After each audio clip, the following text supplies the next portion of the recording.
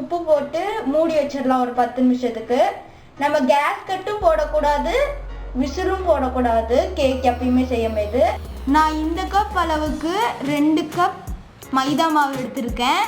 1/2 cup sugar add பண்ணிக்கலாம். பிஸ்கட்டை வந்து அரைச்சி நம்ம இதில் ஆட் பண்ணிக்கலாம். நான் வந்து ஹாப்பி பிஸ்கட் 2 பாக்கெட் வந்து நான் அரைச்சி ஆட் பண்ணியிருக்கேன். 1/4 ஸ்பூன் ஈனோ பவுடர்,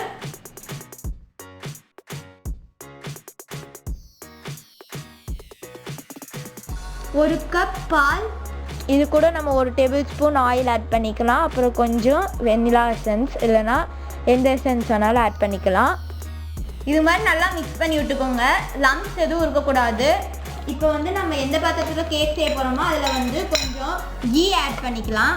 இந்த மாதிரி தடவின அப்புறம் கொஞ்சம் மைதா மாவு இதில் தூவிக்கலாம்.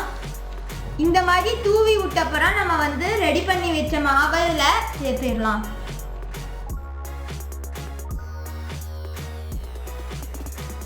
இப்போ மாவு வந்து இதில் ஊற்றின அப்புறம் தட்டி வச்சுக்கலாம்.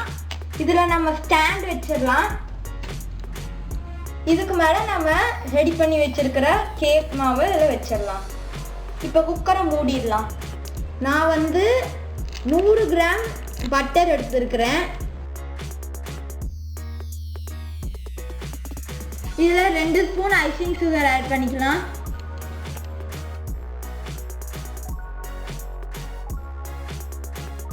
இது வெந்துருச்சான்னு நம்ம கத்தியை வச்சு பார்த்துடலாம். இதை வந்து 3/4 மணி நேரம் நம்ம சிம்மில் வச்சு வேக வச்சுக்கணும். இப்போ இது ஆறின பிறகு நம்ம வந்து வெளியே எடுத்துடலாம் கேக்கை. பாருங்கள், இப்போ கேக் ரெடி ஆகிடுச்சு. ஒரு பிளேட்டில் நான் வச்சுருக்கிறேன்.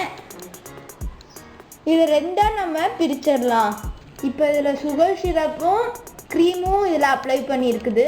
இதுக்கு மேலே அடுத்த லேயர் கேக்கை நம்ம வச்சிடலாம். அவ்வளோதான். இப்போ நம்ம வந்து கேக் டெக்கரேட் பண்ணியாச்சு.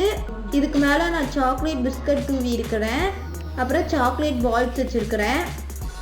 இந்த வீடியோ உங்களுக்கு பிடிச்சிருந்துச்சுன்னா லைக் பண்ணுங்கள், ஷேர் பண்ணுங்கள், கமெண்ட் பண்ணுங்கள். மறக்காம அலமாரி சேனலுக்கு சப்ஸ்கிரைப் பண்ணுங்கள். தேங்க்யூ.